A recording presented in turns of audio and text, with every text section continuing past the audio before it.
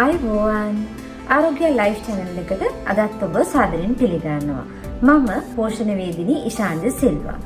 අද මම කතා කරන්න හිතුවේ මේ දවස්වල ගොඩක් කතා බහකට ලක් වෙන දෙයක් ගැන. ඒ තමයි මේ meal prep. හැබැයි අද මම හදන meal prep එක සාමාන්‍ය meal prep එකක් නෙමෙයි. මේක තමන්ගේ ශරීරයේ බර අඩු කරගන්න, ඒ වගේම දියවැඩියා රෝගීන්ට, ඒ වගේම ශාරීරික නිරෝගීතාවය ගැන හිතන අයට හදාගන්න පුළුවන් meal prep එකක්. ඉතින් අද අපි බලමු මේ meal prep එක සකස් කරගන්නේ කොහොමද කියලා.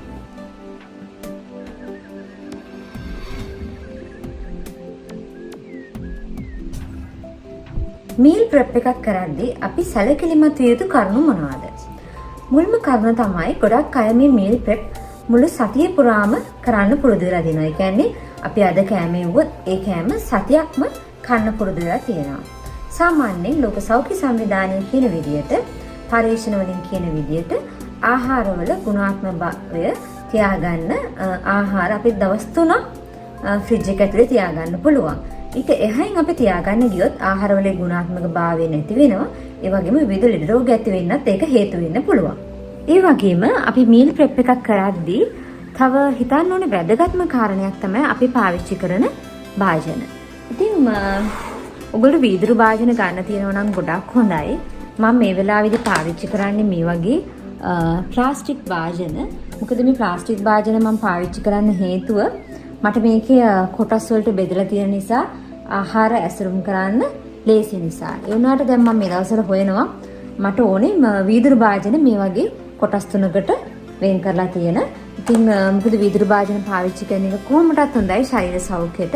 මම අද අරගෙන තියෙනවා මේ එළවලු. ඔයගලට තේරෙනවා අපි සාමාන්‍යයෙන් කන එළවලු ටිකක් වෙනස් එළවලු තමයි අරන් තියෙන්නේ. ඒ වගේම ප්‍රධාන ආහාර හදන්න තමයි මේ එළවලු අරන් තියෙන්නේ. සුකිනි අරන් තියෙනවා සුකිනි නූඩල්ස් හදන්න. කෝලිෆ්ලවර් අරන් තියෙනවා කෝලිෆ්ලවර් රයිස් හදන්න. ඉතින් ඒ කියන්නේ අපි බත් වෙනුවට කෝලිෆ්ලවර් පාවිච්චි කරනවා. නූඩල්ස් පාන් පිටි වලින් හදපු නූඩල්ස් වෙනුවට සුකිනි පාවිච්චි කරනවා. ඔයගොල්ලෝ දන්නවා මේ සුකිනි කෝලිෆ්ලවර් ඊටම අඩු කාබෝහයිඩ්‍රේට් ප්‍රමාණයක් තියෙන්නේ. ඊටම අඩු කැලරි ප්‍රමාණයක් තියෙන්නේ. ඒ වගේම විටමින් khනිජ ලවණ වලින් පොහොසත්, ඒ වගේම ශරීරයට විවිධ ගුණ ලබා දෙනවා. ඉතින් අද අපි බලමු මේ දෙක පාවිච්චි කරලා කොහොමද අපේ ප්‍රධාන ආහාර වේල් සකස් කරගන්නේ කියලා. මම බොහොම කලාතුරකින් තමයි meal prep කරන්නේ. ඒ කියන්නේ හැමදාම වගේ උයනවා. ඉතින් අර ගොඩාක් බිසි දවස් ඉස්සරහට එනවා නම් meal prep කරනවා. නැත්නම් මම හැමදාම උයනවා. ඉතින් ඔබට හැමදාම උයන්න පුළුවන් නම් හොඳයි. ඒ වගේ හැමදාම උයන්න කරදරායට meal prep කරාට කමක් නැහැ. ඒත් උපරිම දවස් 3කට වඩා meal prep කරන්න එපා. ඒක සෞඛ්‍ය ආරක්ෂිත ක්‍රමයක් නෙමෙයි. දැන් කතා කරා ඇති. අපි ඉක්මනටම බලමු උදේට දවල්ට රැයට බර අඩු කරගන්න කැමති අයට meal prep එකක් කරගන්නේ කොහොමද කියලා. මම පළතුරු විදියට අරගෙන තියෙනවා මිදි ස්වල්පයක්, ඒ වගේම බ්ලූබෙරි, ස්ට්‍රෝබෙරි. ඉතින් මම කැනඩාවේ ජීවත් වෙන නිසා මට මේවා ලේසියෙම මේ පළතුරු ගන්න පුළුවන්. මේ ස්ට්‍රෝබෙරි, බ්ලූබෙරි කියන ඒවා කීටෝ ඩයට් කරන අයටත් ආහාරයට ගන්න පුළුවන්. ඉතින් ඔයගොල්ලෝ ලේසියෙන් හොයා ගන්න පුළුවන් පළතුරු මේ සඳහා යොදා ගන්න. ඔයගොල්ලෝ ලේසියෙන් හොයා ගන්න පුළුවන් අන්නාසි, අඹ, ඒ වගේ ඉතාමත්ම පෝෂණීය පළතුරු ඔයගොල්ලෝ මේ meal prep එක කරන්න පාවිච්චි කරන්න පුළුවන්. ඊට පස්සේ මම ඔයගොල්ලෝ කලිනුත් කිව්වා වගේ පාවිච්චි කරනවා කෝලිෆ්ලවර්, ඒ වගේම සුකිනි. ඉතින් මේ දවස් 3කට මම මේ meal prep එක කරන්නේ. ඒ වගේම දෙදෙනෙකු සඳහා. ඉතින් අපේ ගෙදර දෙන්නෙක් මේ meal prep එක ආහාරයට ගන්න බලාපොරොත්තු වෙනවා. ඇත්තටම මම මේ meal prep එක කරන්නේ බර අඩු කරගන්න නෙවෙයි. ඔයගොල්ලෝ මේ වීඩියෝ එකක් විදිහට පෙන්වන්න අවශ්‍ය නිසාමයි මේ meal prep එක කරන්නේ. ඉතින් අපි කෝලිෆ්ලවර් වලින් කෝලිෆ්ලවර් රයිස්, ඒ වගේම සුකිනි වලින් සුකිනි නූඩල්ස් හදනවා. ඒ වගේම මම මේ විදිහට කැරට් ග්‍රේට් කරගෙන තියෙනවා. තවත් විවිධ ආහාර යොදාගෙන රසවත් ආකාරයට බර අඩු කරගන්න meal prep එකක් කරන හැටි අපි දැන් බලමු.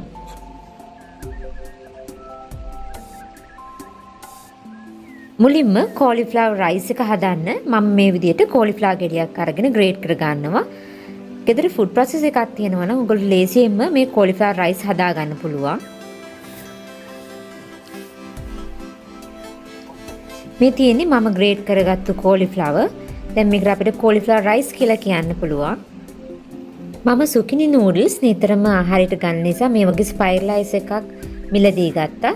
ඔයාලටත් මේ වගේ ස්පයිරලයිස් එකක් ගන්න පුළුවන් නම් එළවලු ලස්සන්ට ස්පයිරල් විදියට කපා ගන්න පුළුවන්. ඉතින් ඔක්කොම සුකිනි ගෙඩි ටික මම මේ වගේ ස්පයිරලයිස් එක යූස් කරලා නූඩල්ස් විදියට කපා ගන්නවා. ඉතින් ඔයගොල්ලෝ පේනවා අර ලෑලි පැත්තකින් තියෙන්නේ මම හීනි තීරු වලට පිහියක් ආධාරයෙන් කපාගත්තු සුකිනි නූඩල්ස්. ඉතින් ඔයාලට ස්පයිරලයිසර් එකක් අවශ්‍ය වෙන්නේ නැහැ. පිහියකින් හීනි තීරු වලට කපා ගත්තාම මේ නූඩල්ස් එක හදා ගන්න පුළුවන්. මේ තියෙන්නේ අපි කපාගත්තු ස්පයිරල් ටික. ඉතින් අපිට පොඩි කොට කෑලි වලට කපා ගත්තාම හොඳයි. නැත්නම් දිග ස්පයිරල් එකක් වගේ තමයි එන්නේ. මීල් ප්‍රෙප් එකක් කරනකොට ඉතාම වැදගත් දෙයක් තමයි ඔයගොල්ලෝ පාවිච්චි කරන තෙල්. මම මේකට පාවිච්චි කරනවා එක්ස්ට්‍රා වර්ජින් ඔලිව් ඔයිල්. ඔයගොල්ලෝ පුළුවන් පිරිසිදු පොල් තෙල් පාවිච්චි කරන්න. වෙනත් තෙල් වර්ග පාවිච්චි කරන්න යන්න එපා. මොකද අපි මේක ටිකක් කල් තබා ගන්න නිසා හැමතිස්සෙම පිරිසිදු පොල් තෙල් හෝ ඔලිව් තෙල් පාවිච්චි කරන්න. එක පැත්තක එළවලු මිශ්‍රණය, ඒ වගේම තවත් පැත්තක චිකන් ටික මම ෆ්‍රයි කර ගන්නයි හදන්නේ. ඉතින් එළවලු මිශ්‍රණය හදාගන්න මුලින්ම ඉඟුරු සුදු ලුණු තෙල් එකට දාගන්නවා. ඒකටම රට ලුණු අමු මිරිස් දාගන්නවා. කැමති නම් මේ වෙලාවේ ඔයගොල්ලෝ කරපිංච දාගන්නත් පුළුවන්. දැන් මම කැරට් දාගත්තා. කැරට් ටික ටිකක් කුක් වෙගෙන එනකොට ඒකට ලීක්ස් දාගන්නවා. මේ වෙලාවට ඔයගොල්ලෝ කැමති ভেජිටබල්ස් පාවිච්චි කරන්න පුළුවන්. ඒත් කීටෝ ඩයට් කරන අයට මේ ভেජිටබල්ස් වැඩිපුර පාවිච්චි කරන්න බෑ. ඒගොල්ලන්ට බෙල් පෙපර් වගේ ভেජිටබල්ස් මේකට පාවිච්චි කරන්න පුළුවන්. පෑන් එකේ එළවලු පැත්තකට දාගෙන මම ඒකට බිත්තර එකතු කර ගන්නවා. නිසා තමයි බිත්තර 4ක් පාවිච්චි කරනවා. මගේ අනිත් ලිපේ චිකන් ටික ෆ්‍රයි වෙනවා. අපි මේක ඩීප් ෆ්‍රයි නෙවෙයි කරන්නේ. තෙල් පොඩ්ඩක් දාලා තමයි හදන්නේ. චිකන් වල වතුරෙන් ඒක තැම්බෙනවා. රස අණු වල ලුණු ගම්මිරිස් එකට දා ගන්නවා. දැන් මේ පැත්තේ ලිපේ බිත්තර ටික මම ස්ක්‍රැම්බල් කර ගන්නවා. ස්ක්‍රැම්බල් වෙච්ච බිත්තර ටික එළවලුත් එක්ක එකතු කර ගන්නවා.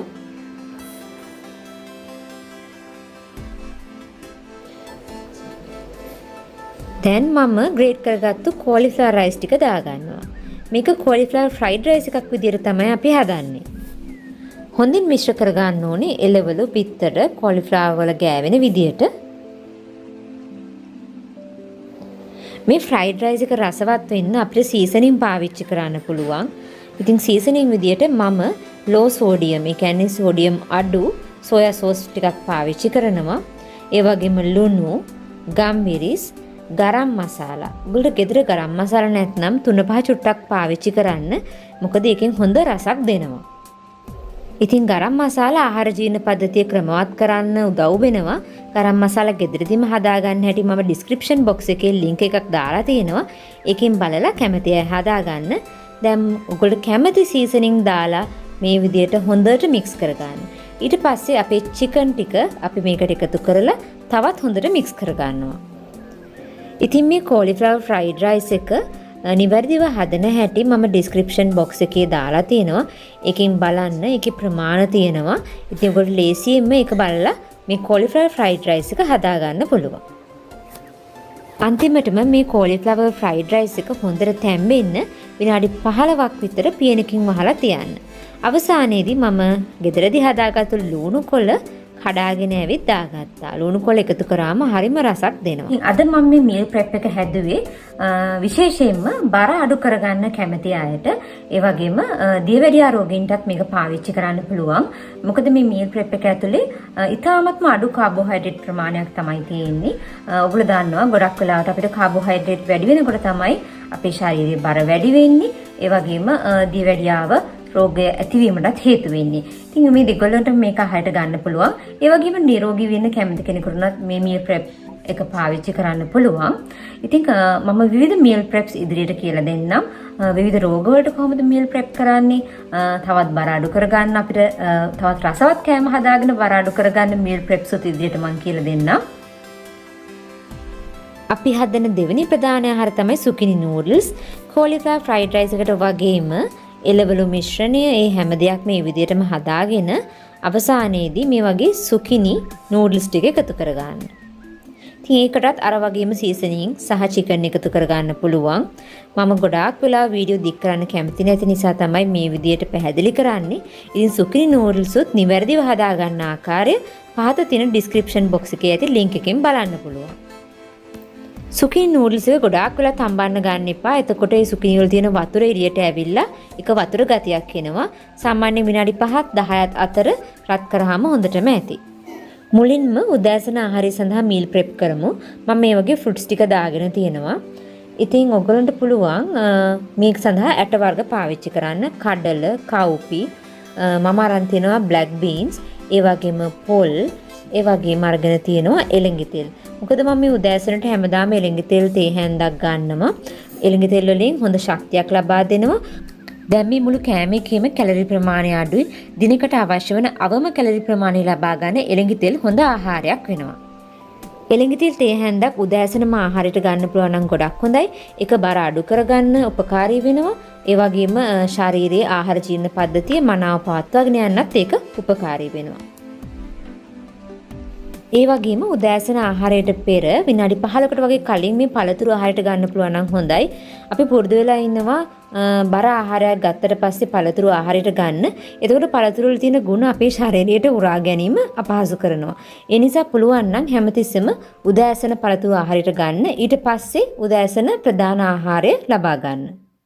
එතකොට අපේ උදෑසන ආහාරය වෙන්නේ ඇට වර්ගයක්, ඒ වගේම පළතුරු, පොල්, ඒ වගේම එළඟි තෙල් ස්වල්පයක්. එළඟි තෙල් එකතු කරපු නිසා මෙහි කැලරි ප්‍රමාණය 300ක් වගේ වෙනවා. උදෑසනට මේ වගේ හොඳ ශක්තිමත් ආහාර ගත්තට පස්සේ දවස පුරාම බඩගිනි ඇතිවීම අඩු කරනවා. දැන් අපේ දවල් මීල් එක cauliflower fried rice. cauliflower fried rice කෝප දෙකක් වුණත් ආහාරයට ගන්න පුළුවන්. මොකද ඒකේ තියෙන කාබෝහයිඩ්‍රේට් ප්‍රමාණයයි කැලරි ප්‍රමාණය ඉතාමත් අඩු නිසා. ඇත්තටම මේ මීල් ප්‍රෙප් එක බඩ පිරෙන්න කන්න පුළුවන් මීල් ප්ලෑන් එකක්. මොකද බත් කෑවොත් අපි බත් කෝපයකින් කැලරි 200ක් විතර ලබා ගන්නවා. මේකෙන් සාමාන්‍යයෙන් කෝප 4ක් කෑවත් කැලරි 200ක ප්‍රමාණයක් අපේ ශරීරයට ඇතුල් වෙන්නේ නැහැ. ඒ නිසා කෝප 2ක වගේ ප්‍රමාණයක් cauliflower fried rice මම මේ විදිහට බෙදනවා.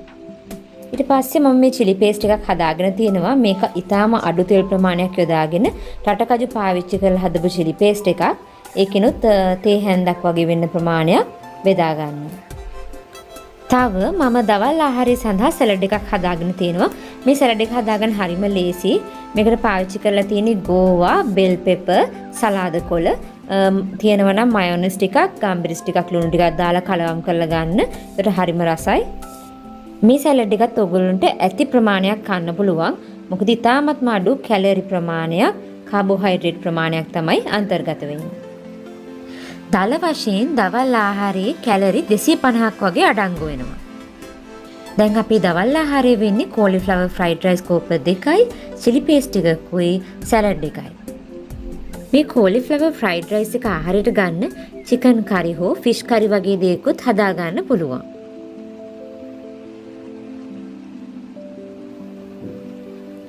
දැන් අපේ රාත්‍රී ආහාරය සඳහා සුකිනි නූඩල්ස් මේ විදිහට බෙදා ගන්නවා. මේ සුකිනි නූඩල්ස් කියලාත් කියනවා. සුකිනි නූඩල්ස් උත් ඔයගොල්ලෝ යහමින් ආහාරයට ගන්න පුළුවන්. ඒකට හේතුව තමයි ඒකේ තියෙන ඉතාමත්ම අඩු කැලරි ප්‍රමාණය. සාමාන්‍යයෙන් කියනවා නම් පැස්ටා කෝප එකක් ඔයගොල්ලෝ කනවා නම් ඔයගොල්ලොන්ට සුකිනි ආහාරයට ගන්නවා නම් ඒ වගේ කෝප 20ක් ආහාරයට ගන්න පුළුවන්. ඒ තරම් වෙනස් කැලරි ප්‍රමාණයක් තමයි පැස්ටා සහ සුකිනි අතර තියෙන්නේ. ඉතින් මම රාත්‍රී සඳහා දවල්ට පිළියෙල කරගත්තු සලාඩ් එකම පාවිච්චි කරනවා.